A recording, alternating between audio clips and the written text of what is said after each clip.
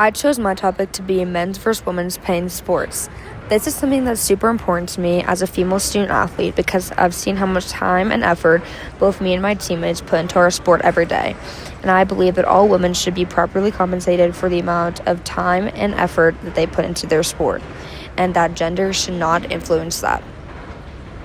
Some background information. Women have historically been paid less than men in various fields of life, but especially in sports.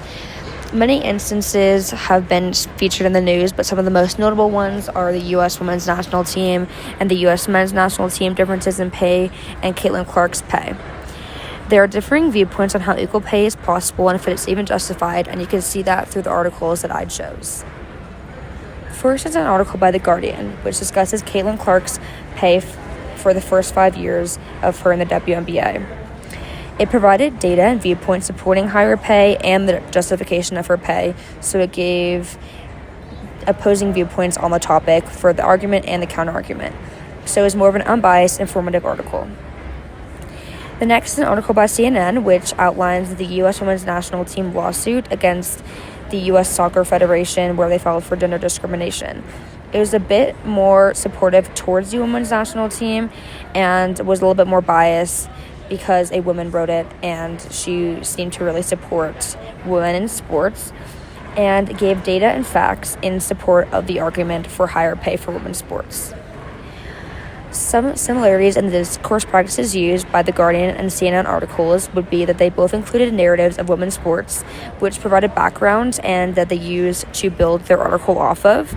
They both took stances on women's sports by simply just writing articles, and they both used informing to help support their arguments and help give data to give the reader some context and just make their arguments more strong. Some differences in the discourse practices used was the Guardian article took a more neutral stance, whereas the CNN article made their stance more obvious and in favor of higher pay for women's sports. The Guardian article used the narrative of Caitlin Clark to provide background information, which they used to kind of build off of throughout their article. And the CNN article used the story of the U.S. women's national team to help provoke emotion within the reader and make them feel the need to make a change.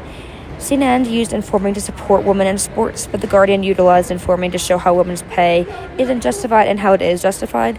So they used informing in both ways instead of just for one argument. In conclusion, both used discourse practices to enhance their argument, but in very different ways because they had different goals. One was to persuade, which is what the CNN article was trying to do, and one was to inform, which was what the Guardian article was trying to do.